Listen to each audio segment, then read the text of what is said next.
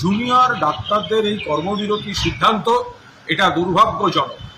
যখন supreme court পর্যন্ত বলেছেন কাজে যোগ দিতে, তারপরে এই সিদ্ধান্ত ভাবা যায় না। মাননীয় মুখ্যমন্ত্রী বারবার চেষ্টা করেছেন, আলোচনা করেছেন, কথা বলেছেন, যেখানে পরিকাঠামো এবং নিরাপত্তা ব্যবস্থা, নজরদারির ব্যবস্থার সমস্ত কাজ চলছে, সেখানে দাঁড়িয়ে এই পুজো উৎসবের মরশুম, ওদিকে বন্যা, এই অবস্থায় আবার কর্মবিরতি, এটা কারা করছেন, কাদের পরামর্শে করছেন, কেন করছেন? সাধারণ মানুষ, গরিব মানুষ যারা সরকারি স্ট্রাকচারে যায় চিকিৎসার জন্য, তাদেরকে আপনারা বাধ্য করছেন হয়রানি থেকে প্রাইভেট হাসপাতাল, নার্সিংহোমের দিকে যেতে। বেশি খরচা হবে, স্বাস্থ্যসাথী কার্ড থাকলে বাঁচোয়া, নইলে প্রচুর বিল। এটা কি হচ্ছে?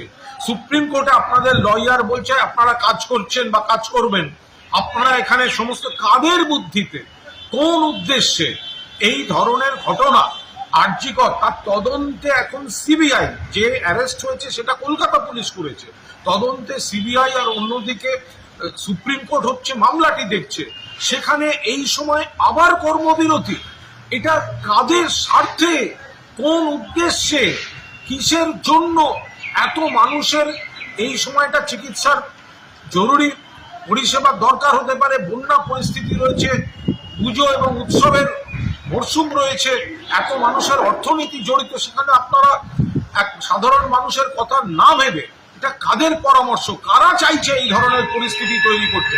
দয়া করে আপনারা এগুলো পুনর্বিবেচনা করুন এবং মাননীয় মুখ্যমন্ত্রী যেখানে নিজে তিনি বারবার অতীত আহ্বান জানিয়েছেন, আবেদন জানিয়েছেন, আপনারা কাজে যোগ দিন।